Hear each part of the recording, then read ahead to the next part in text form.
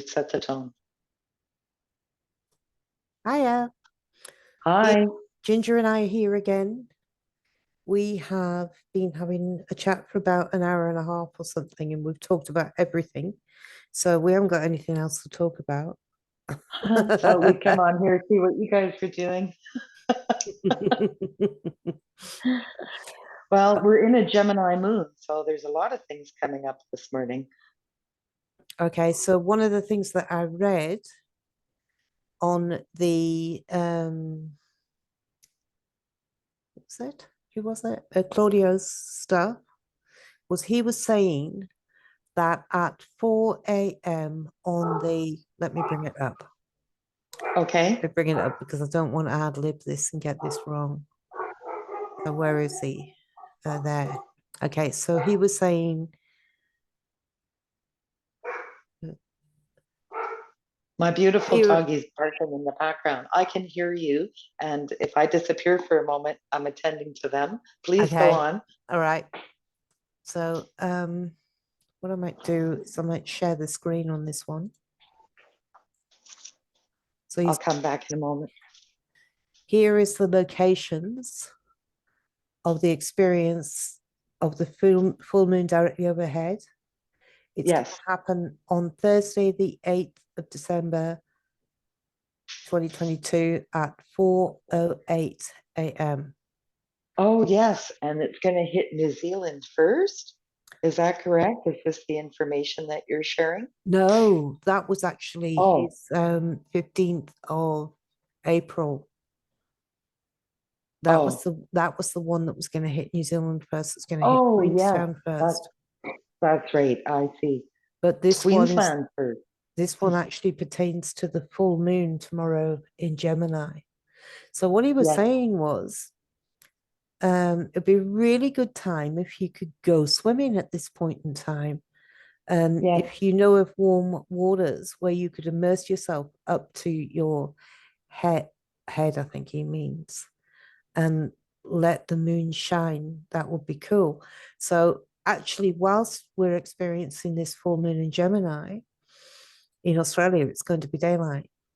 Oh, Because I was saying actually that to me looks like yin yang, that sun there. that's the sine wave. That's Yeah, how I see the zodiac. I see it just like that.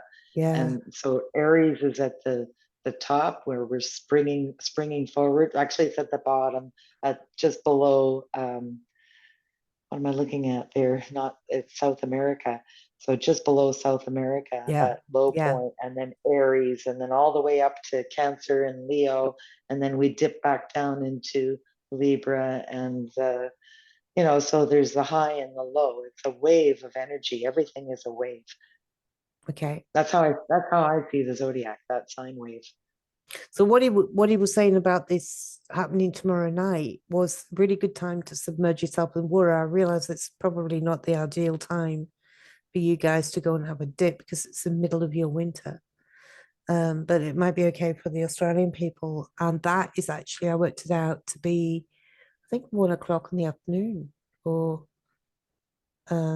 anyway, you can work out what UTC 4:08 a.m. is for you. But Yes. if you can swim at that time, Claudio's saying it's a Well, good time she's to visible go in the swim. east to us right now if the sky is clear, but it's full of water.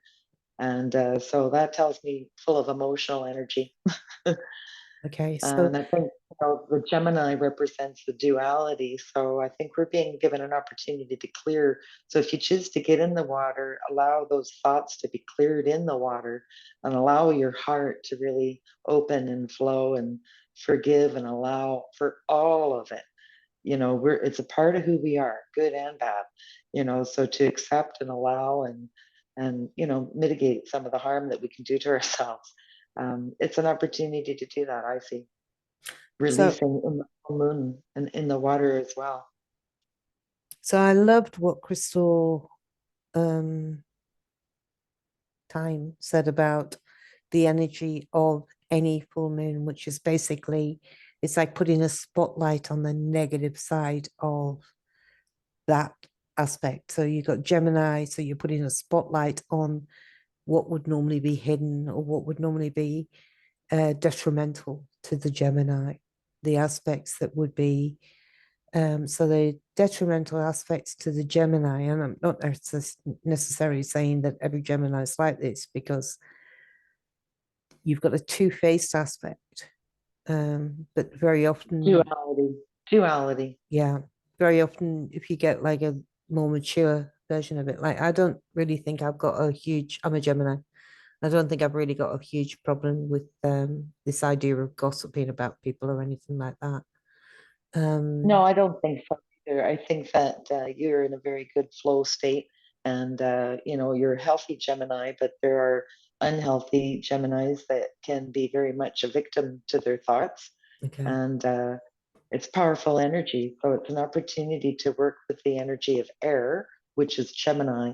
And when we look at air, we're looking at all the swords cards in the tarot deck, and some of those can be really challenging. Those yeah, swords cards yeah, and but it's emotional, I'm sorry, it's mental energy, it's the thought energy, but this is where we become powerful, because as we learn to take control of the thoughts we're going to choose, you know it's not that the thoughts that we have are dismissed, it's that we're now going to drive, we're going to have that power, and we're going to say, I'm not going to have that thought right now, it doesn't serve me, it's one of the thoughts that I have, and that's okay, I'm just going to let it go for now, because it doesn't feel good to me to have these thoughts. And I think it's something like each one of us has Gemini in our chart. We've all got it in some way or another, and we're all experiencing it right now. And, you know, it's something that we all have to work on, clearing our mental, our storage container. I think the other thing is with the Geminis is they can be quite cutting sometimes. Yeah. They can be quite cutting in what they say. Um, Yeah. so if you to go through the kind of tarot and the Gemini, you've got the ace, which is again, it's the sword, it's the uh, it can mean cutting through to the chase, cutting through to the heart of the matter. Then you've got the two, which is Yeah. indecision. That's the blindness, not being able to see your way through, not being able to see your way forward. So you get that with Gemini, you get that kind of cloudedness of like, what am I going to do? I can't see the future. I haven't got any decisions in my mind, but you get a lot of ideas and a lot of different creative um, concepts coming through to assist you to clarify that. That makes perfect sense to me because you're ruled by Mercury, and Mercury is the planet of communication. Yeah. And so, again, with the air sign energy, it's thoughts. And our thoughts with that, again, Mercury is also known as Hermes. Mm, Hermes is hermetically sealed knowledge. mm, You know, it's it's brilliant. It's the wizard as far as I can see. It's like the number nine, mm, the hermit. It's that type of energy that leads the Gemini. mm, And so the challenge for the Gemini in this world of duality is that you are asked to use your heart to make choices and feel your way through and allow the heart to lead. And I think this is a challenge that we all have, because with the gift of Gemini, it's everything that there's two of. And especially if you look at the zodiac man, which is, we're all represented from head to toe. And so for the Gemini, it would be everything that there's two of that you would be wise to, support with your minerals. And so there's minerals for everybody. I won't get into that right now, but each of us has a weak spot and a mineral that can support that weak spot. And so sometimes we can eliminate some of the challenges that we have just with nutrition. But our thoughts are really, really powerful. And for the Gemini, again, with the duality, you're really being tasked, I feel, and I'm not a Gemini, so I'm sensing it's it's kind of an analytical energy. It's where do I, which way can I go? I can go either way. It's a bit like the chariot, and I hope that makes sense. And I think yeah. it's important to really use your spirit guidance and your Mm, emotional guidance as the middle road, because you can't help it. You have that duality, It's dominant in your now the sun only reflects the physical, so it's dominant in your physical being. The moon in your chart will tell us more about your emotional and your history. So who were you is what the moon wants us to know, and that's who you were in your past life. And it tells us about the emotional energy that we're still working on from that. So what are the lessons that you didn't learn? So here we go back to the reincarnation cycle, right? And uh, and then the rising sign is said to be the sign that most people will perceive you to be. And you might be fully unaware of that. So while you're a Gemini, they might be treating you like a lion. And because that's how others will perceive you. That's who you're going to be in your next life. That's, I feel like we're here to learn the lessons of being that in that energy already. It's kind of cusp like Mm, we're in mm, the, we're in the in, we're in the in between from the then and the future. We're in the now, and mhm. so we're learning it all at once here. One of the, I mean, one of the things about Geminis as well is it's all happening in your head, you know? The whole It's all world's happening in happening your in your head. head.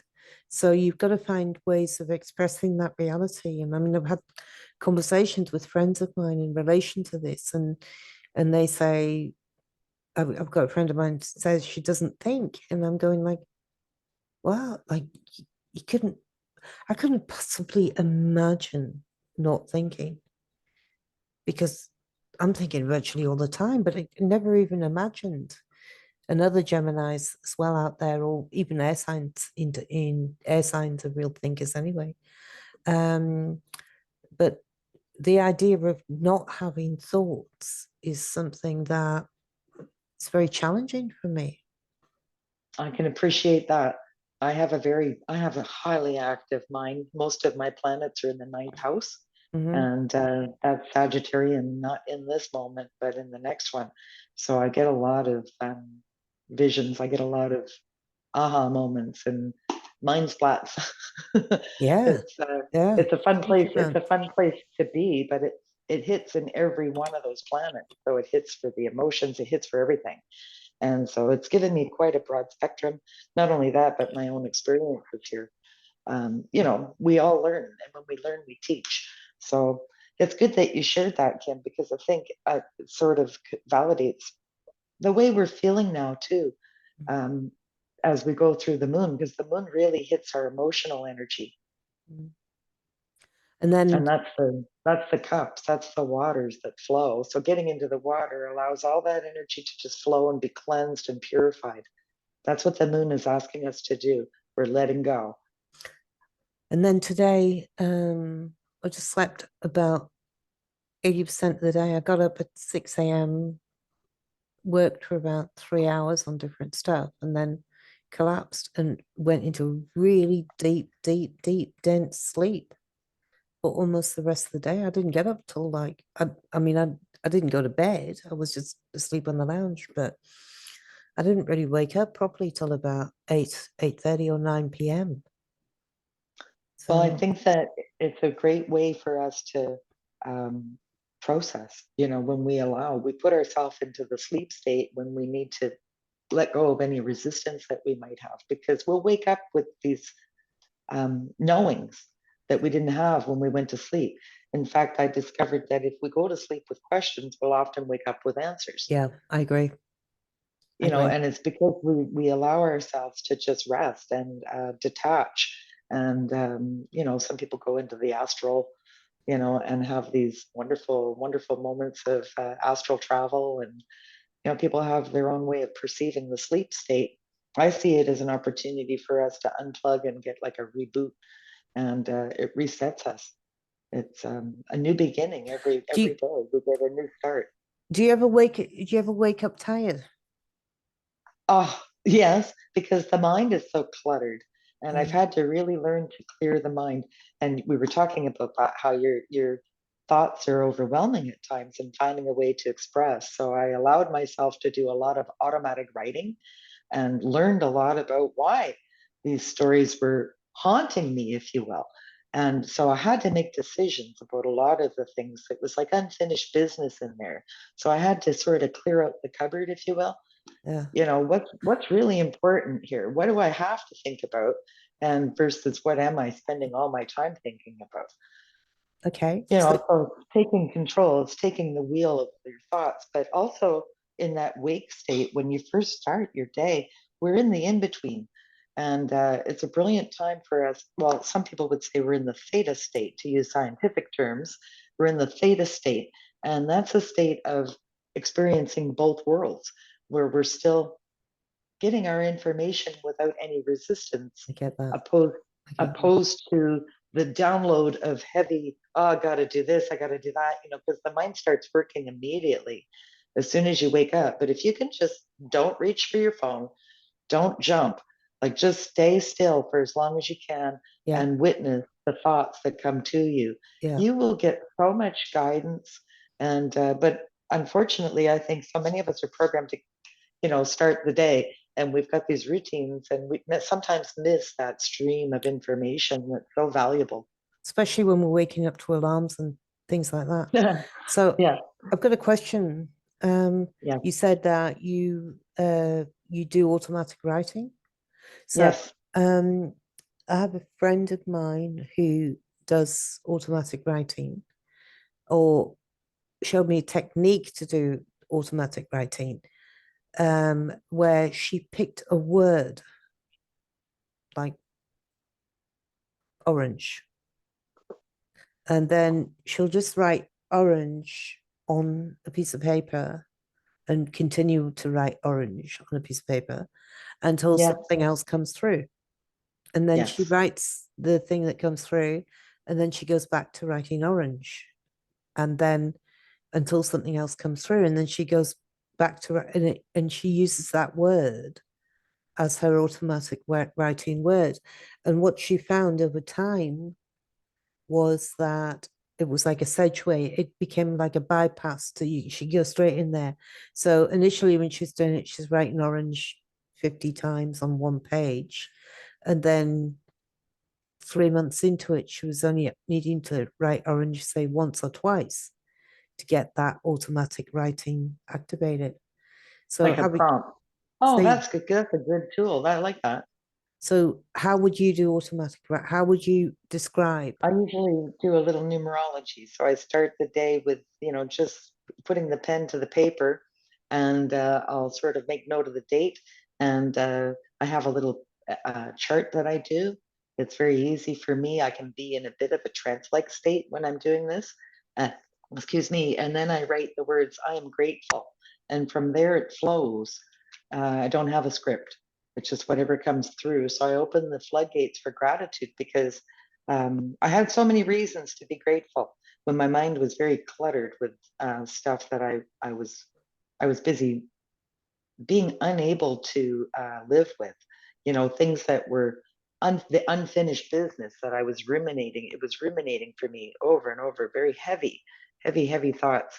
And there's a lot for us to be wondering about, but we don't have to wonder about the things that we can't change or control. So these were things that I had to learn.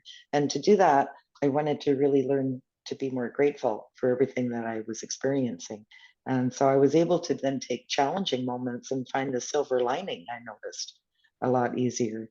And so with that, we're able to walk through the challenging moments a little easier, because we're receiving this wonderful guidance from spirit. Mm, And sometimes I haven't, well, most times I don't know what I've written. If I go back and look, it's sometimes, wow, amazing lessons that come through. mm, And I don't often do that. It's just, for me, it's like a moment of letting it go and allowing, being in that state of allowing and letting spirit take the wheel and mm. guide. And it feels good Okay, to do so that. when would you normally read the automatic writing again, or have you just got a book and you just automatic write in it, and then a month later you might come back and read it, or I was guided to read the first book recently, and I don't have sort of a time when I might go back and look at something, but sort of like the tarot, if the book is in my hand, I may open to look and see, well, why am I holding this? What's important? But in this particular case, my attention kept going to the first book, and so I reached for it finally, and I opened and allowed the message to come through. And what I really got was a reminder of what we're talking about and how it felt to me in that moment, to begin that writing. And I'm so grateful to a beautiful woman who was teaching yoga and took us on a retreat and taught us so many lessons in a short amount of time. And really opened my mind to taking deep breaths, to allowing that to clear my thoughts, because the breath is really, I mean, that's the air, so let's use it to our advantage. How can we clear the air? You know, taking extraordinarily deep breaths. We're not very good at that. So she taught that, and she also handed me that first journal, and I realized immediately what the weak spot was that I had. I decided if I was going to write anything down, it would be words of gratitude, and they didn't flow very easily to me. And I had to reprogram myself, if you will, How long, reclaim my brain, reclaim myself. how long ago was this, Ginger? It's been a good long road. I would say uh, 6 years, 6, 7 years ago. I Mm. really, I was suffering before that, I see. And, Mhm. like we had to get through what we all have to get through it in one way or another. And I'm not ashamed of my experiences, because I feel like when we learn, we teach. And so that's my point for Yeah, being, yeah. here with you right now, is that I see that we're all having the same experiences in a very, very unique way. Like we're riding the same wave often. And I like looking at etymology, and I'll see the words that are trending, and oftentimes the words that I'm curious about too. So it's funny because we're not always aware of the subtle influences around us. And that being, in this case, the moon, and how she's Well, guiding us. one of the things that Purple Tuna and I were talking about over the last couple of days, again, come back to this right word thing, this saying the right words. And we were talking about the negative aspect of enunciation. So you go like, somebody say to Mhm. you, oh, hi, how are you today? And you end up answering, not bad. Like, why would you answer? I mean, what does not bad mean anyway? And why would you answer a heightened question, a joyful question with a negative response? But we're very, very, very conditioned to do that. So we Correct. so we've been working on words that pertain to that. So you go, what was the other one I had? Analyze. What was that? Mm. Analyze. Oh, right. Anal lies. Anal lies. Analyze. Well, and it speaks volumes to me because I'm going back to the zodiac man again. And so on the zodiac, the Virgo is um, is the bowels, and it's the weak spot for the Virgo. And there are minerals that you can learn about. And Dr. George Kerry is the author of the book that I use to learn about this. I'm no expert, and but I do encourage research. And um, yeah, so a lot of people are suffering in that way, and especially if their thoughts are in balance. So again, once again, every one of us is guided by our thoughts. We all have air in our chart, some of us more so than others, so yeah. um, that's the weak spot. And the I am statement, which is something that each of us have in the zodiac, for the Virgo, is I analyze. Yeah, I wrote that down the other day, that I am So that statement. that So really hit for me when you said that, because again, it's thought energy, and the Virgo's gift is to be analytical, which I think I'm going to call it a gift. I think a lot of people see being analytical as a negative, but the Virgos that I know are quite brilliant, and they're ruled by Mercury also. So they are the energy of the hermit, the wizard, the number nine. They share that energy from my perspective. So the analytical part is a positive in some way because they are the critical thinkers. so you're saying that each of the signs has a I statement attached to it. You got a That's list of correct. have you got a list of that? I do. And I can tell you, or I don't think I can show you because I'm new at Zooming. But if you want to guide me, I might be able to pull something up. It wouldn't be, um, if you want to clear my screen, I'll see if I can find a visual. How do I clear your screen? I don't know. Do I I stop? don't Do know. I stop video while I go searching for? Oh, we won't be able to see your searching if you're searching in your computer. And unless we Okay, share that screen, so you just have a look, and I'll just so go you'll through have this. audio The then one if I I've stop got, the video. the one I've got, the list I've got pertains to this one of my notebooks. Sorry about the scribbles, but No, that that's okay. pertains to the chakras. Sorry, I Oh, should yes, it change. does. So Oh, I understand. I see, I speak, I love, I do, I feel, I am. Oh, yes. Okay. I will. Where's I will? I will's That's missing. the lion. That's the lion. The lion has to be there because that's the heart of it all, Kim. Maybe that's all of it combined. Yeah. Well, the will of us is All of it that's what combined. drives us, right? That's our passion. That's what lights us up. That's that's the gold. That's the, So the sorry, the mineral of the sun is gold. The metal of the sun, sorry, AU. So we had been talking earlier on about this rather interesting subject, which you were talking about.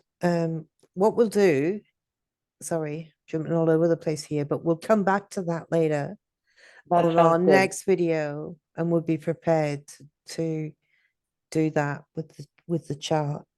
But with the just to I go am back, statement. yeah, It's with the good I, to look at that because it okay, tells us a lot about the energy of people and our strengths and weaknesses. okay. Because So there's a positive and a negative to everything. one of the things that we were talking about um, before we started to record was you were talking about the right hand path, but the segue into that was again, I was going back to this Gnostic thing. Um, so the Gnostics is like a gnosis, it's like you just know. And everything that we see and feel is just manifestations. Um, and it's not that the material world's evil, it's our attachment to it that's evil.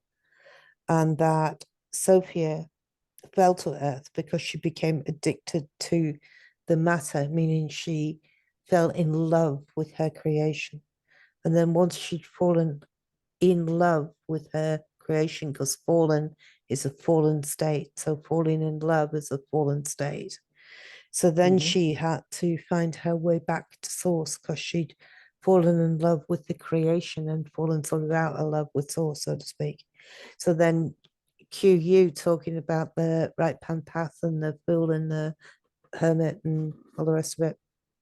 Well, it's all the same story. And that's something that we were looking at the other day on the Tree of Life and where the tarot cards and especially the major arcana sit on the Tree of Life. So I see the entire Tree of Life as the human and the top being the head or the crown. And from the crown, again, that duality. So, which path will we take? And there's some that say, look to the right hand path. And I believe it's a biblical term that they're sort of referring to, and so it's an old phrase. Look to the right hand path. When I look at the tree of life, I see it as the person looking towards me.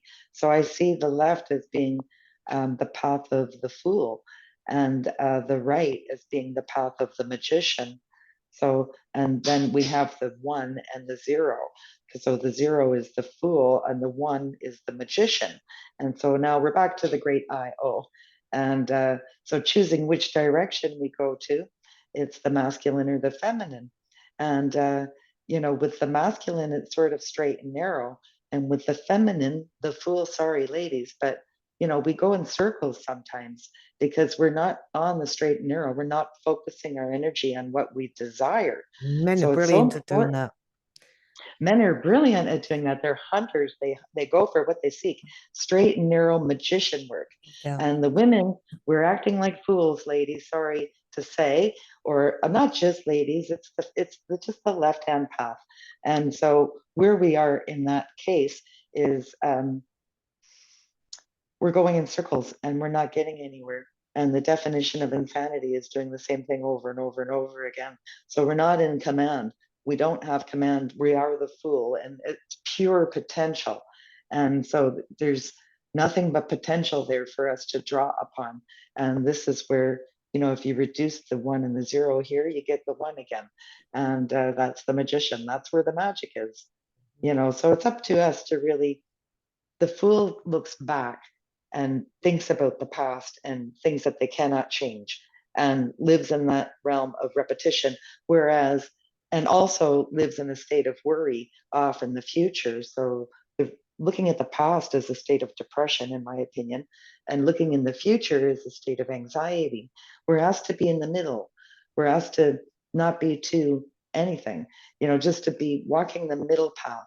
So, but there are some that say look to the right hand path, and that sort of, I think, pertains to how the tarot lays out in the tree of life.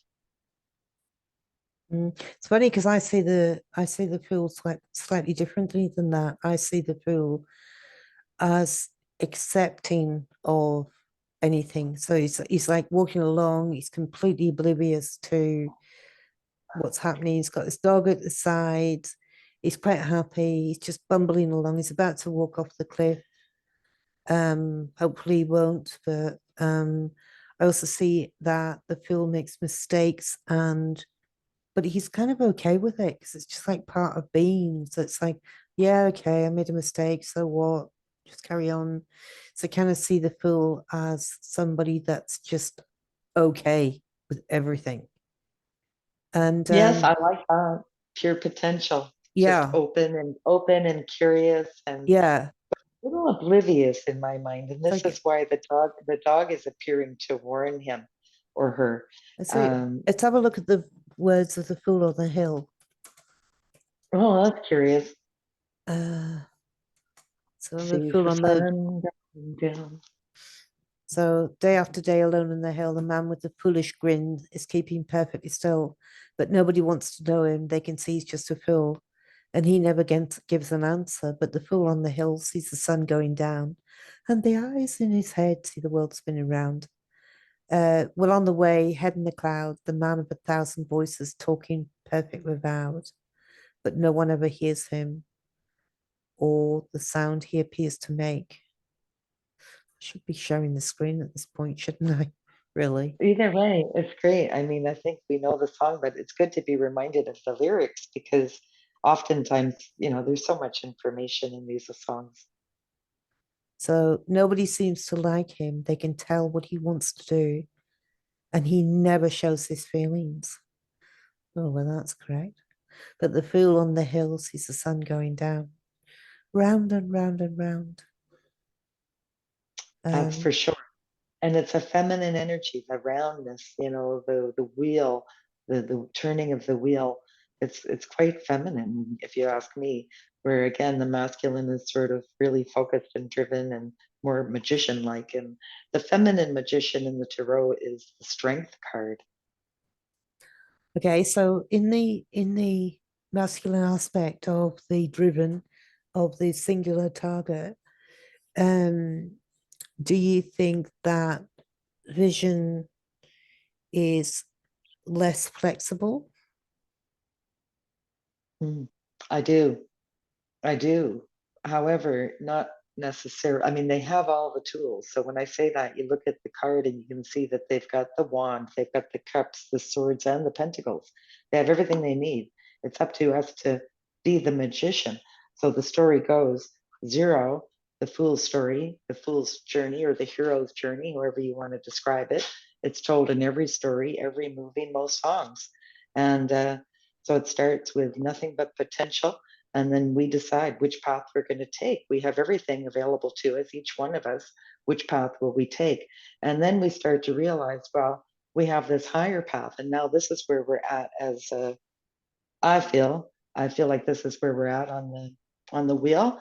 We're learning to be with the energy of the high priestess, which is quite powerful and intuitive, and it's highly connected to spirit. And it's, if you look at the card, you'll see that she's got her foot on the moon. She's mastered this moon thing and the emotions that come with these, flows of energy. The tide ebbs and flows. Oh, we no longer suffer from moon energy. We work with it, and we're able to channel into the higher energy of spirit. That's how the that's how the high priestess speaks to me, and I feel like we've been in that energy since 2000, as we entered into this new millennium. But that's just my story, and I don't know if anybody else is seeing it that way. But that's how I see it. We exited 1999 was the end of the millennium of the magician, and we've been under the illusions of the magician. We're having these veils lifted. So, but this is how the story unfolds. And then I feel that in the year 2999, as we enter the 3 year, if we continue with this counting system that we have now, we will enter into the energy of the Empress. And so the story unfolds for us on a very micro and macro scale. And it's shown to us in the tarot. It's a beautiful story, and it shows us the trials and tribulations and the opportunities that we have as we travel along. Okay. So just one thing whilst you were talking there, I'm just going to bring it back to this current full moon of tomorrow night that we're going to be experiencing. I got quite a strong feeling that this next month there's going to be quite a lot of temptation there, but I don't know what temptation's got to do with Gemini. Mm. But I've got a feeling that there's going to be a lot of temptation there for us currently. So it could be pertaining to Christmas. It could be pertaining to us examining whether we want to really spend that money, or, like kind of approaching it from a different angle. Mm-hmm. Because I've talked to quite a lot of people recently who've really kind of withdrawn away from the idea of celebrating Christmas quite in the way that they used to. Yes. Maybe it's the sign of the times because things are actually quite tough at the moment. So it's forcing people to like, rather than go out and spend hundreds of dollars on presents for somebody, they are looking for alternative ways of celebrating this. Or maybe it's not even about money at all. Maybe they're completely rationalizing it in a different way and preparing things differently, preparing Well, food I've been doing differently. that for a long while. I've detached from those old ways long ago. But I support people who choose whichever Yeah, me way too. of celebrating. And but I do agree with you, Kim. I think that the celebration has shifted, and the conversation is becoming, I think, more telepathic. I think that there'll be less and less barriers and borders for us to contend with in the future, because I think enough of us are visualizing the world we want now and taking steps towards that. And we don't have to understand each other's home language, to be able to do that. It's a heart feeling, it's a state of allowing each of us to be who we are. And so I do see this particular moon falls in, so um, we're still in Sagittarius and entering. So that's fire sign. That's a moment of action. You've got the centaur, Sagittarius, and the I am statement for Sagittarius is I see. So the Sagittarian has a challenging time being in this moment because they're always seeing ahead. They're highly psychic, and so they've already done this moment really quickly. They've processed it fast. They're fire, and they're the centaur aiming for what's next. And the Gemini moon is asking us to speak. And that's the I am statement of Gemini is I speak. And so what is it that we're speaking? What do we take from those cluttered cupboards and speak into the multiverse? What is it that we're putting out into the ether? We're creating it as we speak. We know that now. So now what? What will we do? That's the question. And we've Expressing been given the opportunity this year to decide which path we're going to choose. 2022 is the year of the lovers. It's a 6 year, and it's important for us to choose which path.